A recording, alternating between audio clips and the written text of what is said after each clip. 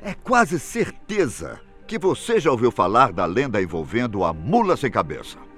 Essa é uma das lendas mais famosas aqui no Brasil. Mas você conhece a história do frango sem cabeça, que viveu por 1 ano e meio? Pois saiba que isso não tem nada a ver com folclore e aconteceu de verdade. Como é possível que uma ave viva por 18 meses sem a sua cabeça? É isso que eu vou te contar hoje. Eu sou Ivan Lima e é sempre bom ter você aqui no canal Fatos Desconhecidos. Desde o princípio, a humanidade tenta entender o mundo à sua volta. Para isso, dividimos o conhecimento em várias áreas. Uma dessas áreas é a biologia. Essa é a parte da ciência responsável por tentar entender como a vida funciona. Mas, por mais que nós estudemos, sempre tem alguma coisa que acaba por nos surpreender. Uma dessas histórias é até simples, mas, ao mesmo tempo, muito intrigante. E se não fosse registrada, seria uma daquelas coisas em que quase ninguém acreditaria. Na pequena cidade de Fruita, no interior do estado do Colorado, nos Estados Unidos, vivia uma família, Olsen. Uma das formas de sustento deles era a criação de frangos. De tempos em tempos, alguns animais eram selecionados para o abate, para depois serem posteriormente vendidos. No dia 10 de setembro de 1945, o casal Lloyd e Clara Olsen se preparou para fazer o abate. Ele seria responsável por abater os frangos e ela por limpá-los após a morte. Tudo começou naturalmente. Ele abatia os animais e ela ia limpando. Alguns frangos se debatiam mais que outros, só que nada de especial aconteceu. A decapitação é um dos procedimentos mais comuns durante o abate de frangos. Na maioria dos casos, quando a cabeça é separada do corpo, nada demais acontece. Todavia, por vezes, é possível ver a galinha ou o galo correndo por alguns minutos sem a cabeça. Isso acontece porque alguns neurônios acabam disparando, sem querer, ordens para que as pernas entrem em movimento. Mas com a falta de oxigênio e a perda de sangue, o animal acaba caindo morto. Era isso que estava acontecendo. Até que Lloyd cortou a cabeça de um frango especial. Este, ao contrário dos outros, que em pouco tempo acabavam caindo mortos, permaneceu de pé, vivo. E, para piorar, por causa da intensa dor, começou a correr desesperadamente pela fazenda. E, ao contrário do que se esperava, isso durou por muito tempo. Depois de correr atrás do frango sem cabeça, Lloyd conseguiu capturá-lo. Estranhando tudo o que estava acontecendo e vendo que ele permanecia vivo, decidiu colocá-lo em uma caixa de maçãs, na varanda de sua casa. À noite, a criatura continuava viva. Lloyd preferiu não mexer mais no frango e foi dormir na expectativa de que, na manhã seguinte, ele estaria morto. Só que, para sua surpresa, no dia seguinte, o animal estava vivo. O fazendeiro ficou espantado. Não acreditava naquilo que estava vendo. Então decidiu levar o frango decapitado junto com ele para a cidade. De qualquer forma, ele tinha que ir lá para vender os outros animais que foram abatidos. Chegando na cidade, as pessoas que viram o frango ficaram surpresas. Houve até aqueles que diziam se tratar de um milagre. Logo, a notícia se espalhou pela cidade e todo mundo estava sabendo do que havia acontecido. O jornal local chegou a fazer uma reportagem com os Olsen e seu caso inacreditável. 2 semanas depois do ocorrido, a notícia chegou à cidade de Salt Lake City. Lá vivia um homem chamado Hope Wade. Este era um homem que promovia shows de bizarrices e curiosidades.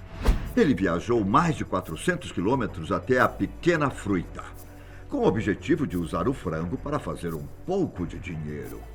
Já na fazenda, ele convenceu Lloyd de que poderia ser uma boa ideia divulgar a ave. O fazendeiro concordou, desde que ele e a esposa pudessem ir junto. Com o acordo feito, os três partiram com o animal sem cabeça. Antes de sair mostrando o animal para o resto do país e, quiçá, para o mundo, eles decidiram que seria uma boa ideia ir primeiro em uma universidade, para que cientistas tentassem explicar o que havia acontecido. Então, foram na Universidade de Utah, em Salt Lake City. Lá, o frango foi testado de diversas formas, inclusive para tentar entender o que tinha acontecido. Alguns outros galos e galinhas tiveram suas cabeças retiradas em cirurgias para ver se o mesmo ocorreria com Mike. Sim, o frango passou a ter um nome e já havia virado um mascote de Lloyd. O que mais surpreendeu os cientistas da época e que ainda intriga biólogos e pesquisadores atualmente é o fato de que, de alguma forma, o sangue parou de jorrar do pescoço cortado do frango.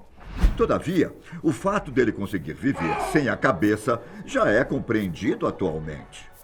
A primeira coisa que é necessário entender é que não se deve comparar a importância do cérebro para um ser humano e para uma galinha. No caso do frango, o cérebro é muito pequeno e relativamente pouco desenvolvido. Acredita-se que, quando o corte, cerca de 80% da massa encefálica de Mike foi perdida, contudo, o que restou seria justamente a parte responsável por controlar os movimentos involuntários, como o do coração.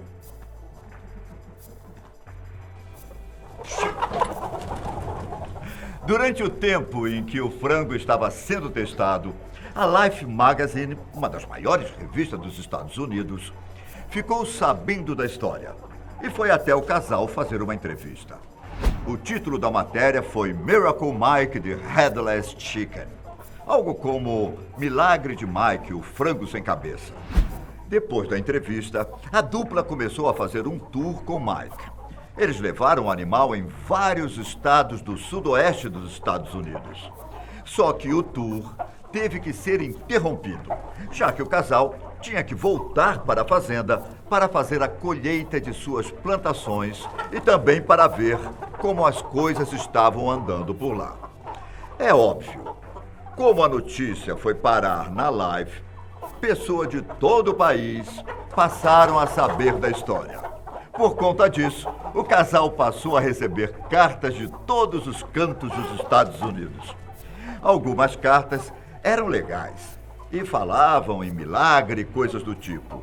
Por outro lado, havia pessoas que mandavam mensagens bastante ofensivas. Houve até quem comparasse o casal com nazistas. Outra coisa bastante curiosa a respeito das cartas é que algumas delas não continham o endereço de onde os fazendeiros moravam. O destinatário, por vezes, era só os donos do frango sem cabeça. E por incrível que pareça, as correspondências ainda chegavam na casa dos Olsen. Aí você deve estar se perguntando: como foi que a ave sobreviveu por tanto tempo se ela não tinha cabeça? Como se alimentava?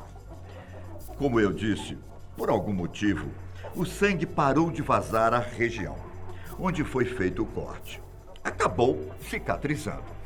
O ar conseguia entrar. Já a comida e a água eram dadas diretamente no esôfago por meio de um conta-gotas, isso. E esta comida tinha que ser líquida para poder facilitar o processo. Um outro detalhe importante é que, em volta do que sobrou da garganta, crescia um muco. Para evitar que o animal sufocasse, esse muco tinha que ser limpado diariamente pelo casal com uma seringa. Inclusive, foi em uma noite de distração desses cuidados que fizeram com que Mike acabasse morrendo 18 meses depois que teve sua cabeça arrancada. Em 1947, os Olsen estavam na cidade de Phoenix, no Arizona. Em uma certa noite, em um hotel, o casal estava dormindo. De repente, um barulho começou no quarto onde eles estavam. Os dois acabaram percebendo que vinha do frango. Eles correram para ver o que estava acontecendo e viram que Mike estava engasgando. Eles então tentaram de tudo para salvar a ave. Porém, ela não resistiu e acabou morrendo. Foi aí que perceberam que a seringa utilizada para tirar o muco não havia sido utilizada no dia anterior. Eles esqueceram. Assim, a passagem de ar ficou obstruída e o animal morreu por falta de ar. Uma coisa interessante é que nem Clara e nem Lloyd jamais contaram o que fizeram com a ave depois que ela morreu. Alguns disseram que eles enterraram Mike. Outros que eles simplesmente jogaram seu corpo fora na beira de uma estrada, onde a ave acabaria sendo devorada por animais carnívoros da região. E há ainda aqueles que sugerem até que o casal chegou a comer o frango. Algo que cá entre nós não é provável.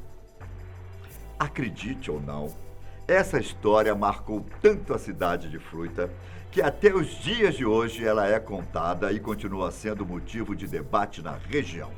Um dos responsáveis por mantê-la é um neto dos Olsen, chamado Troy Waiters. Até mesmo uma estátua de Mike sem a sua cabeça foi construída e colocada no centro da cidade. E ainda tem mais, um festival que acontece em todo o mês de maio, chamado Headless Chicken, ou Frango Sem Cabeça, é celebrado todos os anos.